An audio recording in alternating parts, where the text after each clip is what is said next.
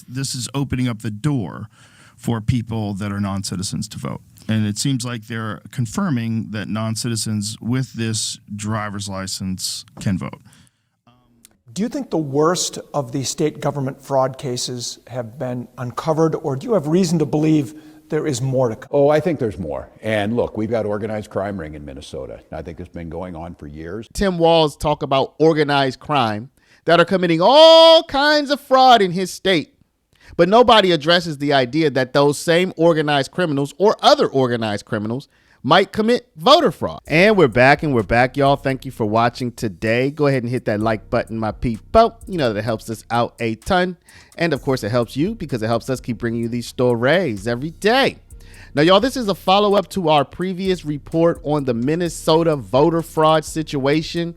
You may remember that not only has Minnesota found voter fraud in its state, but also when you look back to a 2023 law, okay, that's just 2 years ago, a 2023 law that was signed by Governor Tim Walz, you know, the guy who Kamala Harris had selected as her vice presidential candidate. When you go back to that law, it was a driver's license for all law, y'all. No joke. And we will loop back into that report at the end of this video so you can see the proof. A driver's license for all. And guess what? You didn't need to show your document. I shouldn't say didn't, because it is the current law. You don't have to show that you're in the country with permission. You don't have to. They don't worry about your permission to be in the country.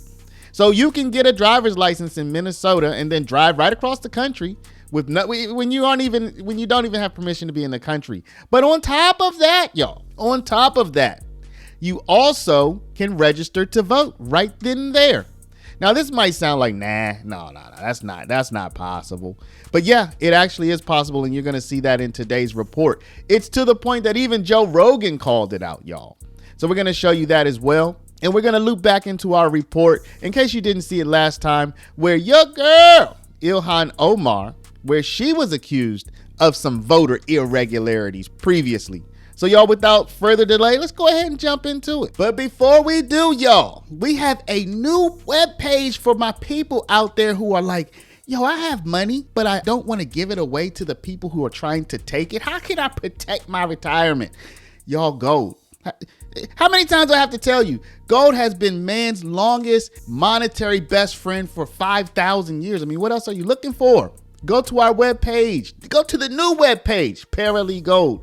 PARALEGOLD.com. Get the information on how to protect your retirement. And you can call 844-651-8334 and speak to our partners at Augusta Precious Metals. Now let's go ahead and hop into this content. This is opening up the door for people that are non-citizens to vote. And it seems like they're confirming that non-citizens with this driver's license can vote. That's a clip from Joe Rogan, one of the most popular podcasters in the world, talking about a recent legislative hearing in our state, Minnesota, that was talking about potential election fraud. So that type of clip from that podcast has been making its rounds on social media, with conservatives now alleging our state allows non-citizens to vote. But that's not exactly the case, as Danny found out. The answer is a lot more complicated. Good morning, everyone. Last week, the House Fraud Prevention Committee invited Secretary of State Steve Simon's office to testify about election integrity. It's an honor to be with you. During the hearing, Republican lawmakers questioned whether a non-citizen could obtain ID under the state's driver's license for all law, which took effect in 2023, and use that to register same day and vote. Because we give driver's licenses to anyone in the state, they can vote. It is a felony for a non-citizen to register or vote in a Minnesota election. State Elections Director Paul Linnell testified that someone using a driver's license to register under false pretenses could be flagged and referred to law enforcement, although that would happen after a ballot was submitted. It is the other elements of being eligible to vote that the voter is attesting to and certifying at the time that they're registering and when they are casting a ballot. Thank you. So the answer to my question is yes. Now, y'all, what you are going to notice here is that everybody's going to focus on individuals going to vote, okay? Like, like, you know, Benny, he's here in the country without permission. He goes get a driver license. He registers to vote. And then he's like, ooh, it's election day. Ooh, I'm going to go vote for my favorite candidate. But that's just one way that the voter fraud could happen. And frankly, I don't think that that's the number one fear or accusation from the people who think voter fraud could be a big problem.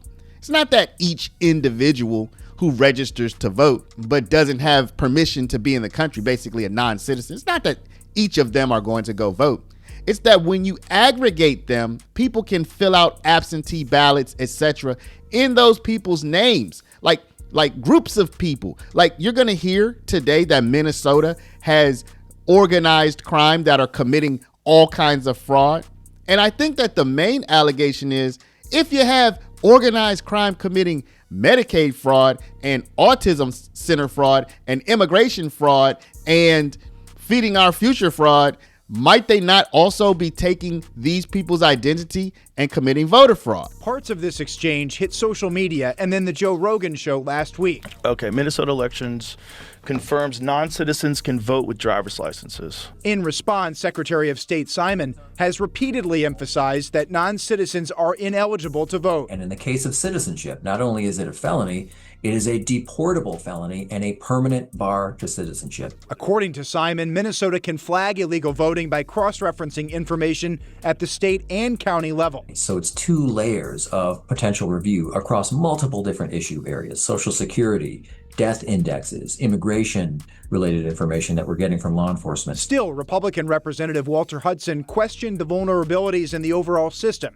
given that illegal voting may not be flagged until after the fact. They perjured themselves, great. But the ballot that they cast still counted, correct? While the vote would count, a study done by University of St. Thomas law professor Virgil Wiebe found there were only 3 convictions of non-citizens voting in Minnesota between 2015 and 2024, out of 13.4 million votes cast. That means there are probably a handful more, but there's certainly no systematic effort to vote en masse by non-citizens. So again, these are focusing on people who are individually going to vote. Most people in the country without permission, I agree, probably don't want to go and cast a vote, right?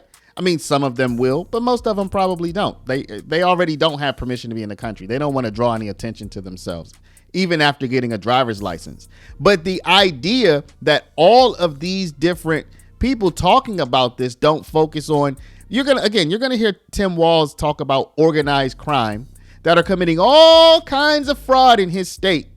But nobody addresses the idea that those same organized criminals or other organized criminals might commit voter fraud. So this is what we call a red herring. They are deflecting the argument into a different direction. And not only could a non-citizen get deported, Jana, for trying to vote, they could also be permanently banned from being naturalized, seeking U.S. citizenship in the future. So there are deterrents in the law. Huge deterrence. It would seem quite a leap to say a person would do this with that much at risk. And again, we saw 3 instances in 9 years. Mm-hmm. 3 instances of convictions related to, these were green card holders, so actually lawfully here, but they were green card holders ineligible to vote and were convicted out of, about 13 million total votes cast. Those are just the convictions. If other things weren't caught, we certainly wouldn't know about that, but those were just the convictions. Okay, thanks so much, Danny. We appreciate the clarity on it. So you just saw how they're talking about the penalties that a non-citizen could face, y'all. This is in a state, again, with feeding our future fraud. This is in a state with autism center fraud. This is in a state with $1 billion of uncovered fraud in recent years. And they're talking about, people might be afraid to commit fraud. Come on, man. I mean, these are the same people reporting on all the fraud. Obviously, there are people out here who are willing to commit this fraud because they're doing it in every other area of life. So, but when it comes to the voting thing, it's like, oh man, those penalties are stiff. Come on. All right, y'all. Now let's listen to Tim Walz give his 2 cents. And I told you that Tim Walz is going to say this is organized crime. I'm going to let you hear this, and then we're going to pop back over to hear a little bit of Joe Rogan as well. Cracking down on fraud in state government remains a top priority for Governor Tim Walz, but he knows more is coming. Do you think the worst of the state government fraud cases have been uncovered, or do you have reason to believe there is more to come? Oh, I think there's more. And look, we've got organized crime ring in Minnesota. I think it's been going on for years. From Feeding Our Future to autism programs to housing stabilization, Minnesota taxpayers are victims of more than $1 billion of fraud. Do you think there was not enough skepticism for too long in state agencies that were overseeing these programs? I think it's an unfortunate situation, but yeah, I think you need to be more skeptical now in this world. I think the COVID pandemic and the releasing of some of the rules, the relaxing of the rules, fostered this. On Feeding Our Future, some of it in retrospect seems so obvious. Thousands of children supposedly being fed at these sites that were, it just physically wasn't even possible. Was that a big miss by members of your administration who were supposed to be overseeing that?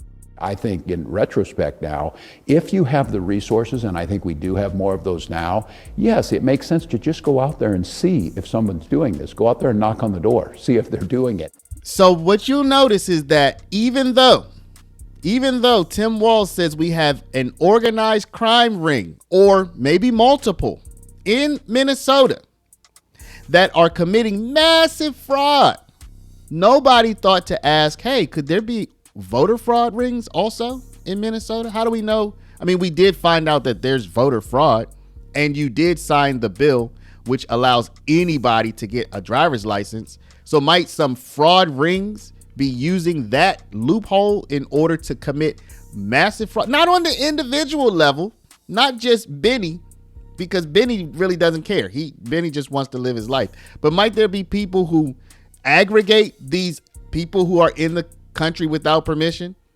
and use the fact that there's a voter loophole there to commit mass? Nobody asked that question, right? So you won't see that in the earlier report. You won't see that in the later report. And I think that's the real fear among people who think voter fraud may be a thing. Not just that one person or two or three are going to vote. I mean, that could happen. That does happen occasionally. But I think it's the fact that bad actors can aggregate thousands of these people and cast ballots in their names, or even register people who don't even exist into the system, and then register those people to vote and then vote for those people. These could even be fictitious people, because the system allows somebody who doesn't even have permission to be in the country to get a driver's license, right? So this is kind of like, these could be just literally made up people. Anyway, y'all, I'm on a rant. Let's go back. Let's hear a little bit more about what Joe Rogan had to say about this, y'all.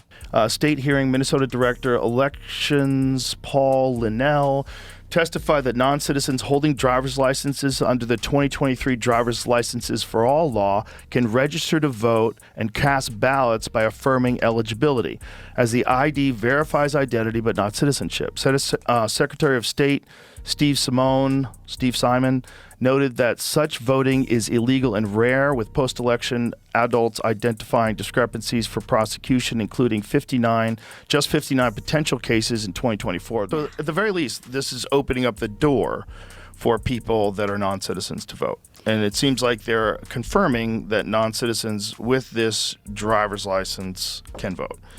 Again, even in Rogan's comments and his guests' responses, people are thinking about it on the individual level.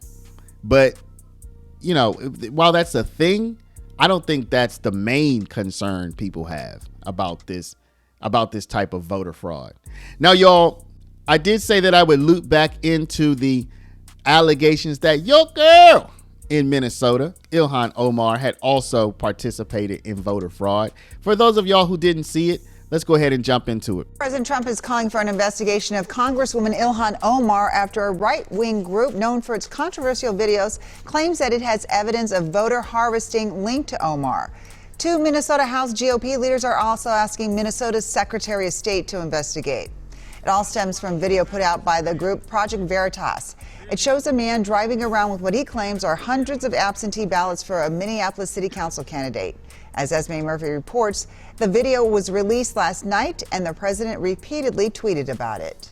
The Project Veritas video shows a man driving around Minneapolis with what he says are absentee ballots for then city council candidate Jamal Osman. The video then presents community activist Omar Jamal claiming, without offering any proof, that Congresswoman Ilhan Omar is paying for harvesting of ballots. She uses money, and he's one of many people. He's not the only one who works for her. In a statement, Congresswoman Omar denies the man in the video works for her and says there is zero truth to the Project Veritas claims.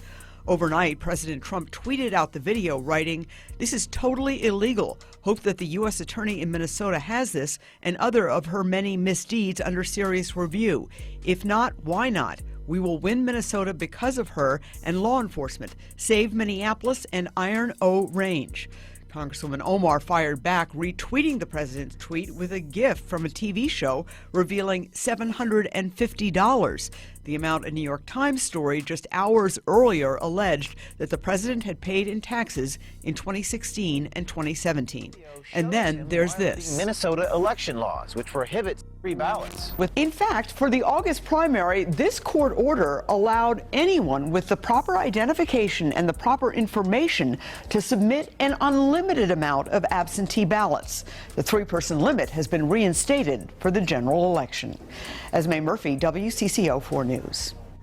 Minneapolis police are looking into the validity of this case. The Hennepin County Attorney's Office said it has received no information or cases involving ballot harvesting in any elections held in Hennepin County this year. Omar Jamal, who makes a claim about Representative Omar's involvement in the video, told WCCO that he would call us back. He did not. And we called now City Councilman Jamal Osman's office and did not hear back. So again, I must repeat, there was never any kind of arrest related to this. There was never any charges. This is just an allegation, but it goes with the theme for today, so we're going to loop it in. So, y'all, I think that everybody's missing the picture with this. When it comes to the media. They're talking about Benny, who's in the country without permission, going and registering to vote when he gets his driver's license as a person without permission to be in the country because Minnesota allows that. And then Benny saying, hey, you know what? I really like Tim Walz. He helped me get my license. I'm going to go vote for him. Is that a big problem? I mean, only if a massive number of people do it. But what about the fact that now that you allow this type of system, a state with organized crime that Tim Walz has already identified, organized rings of fraud, now you allow organized rings of fraud to perpetuate fraud on your voter system. Nobody's talking about that. So y'all, let me know. Is that possible or am I tripping? Let me know, y'all.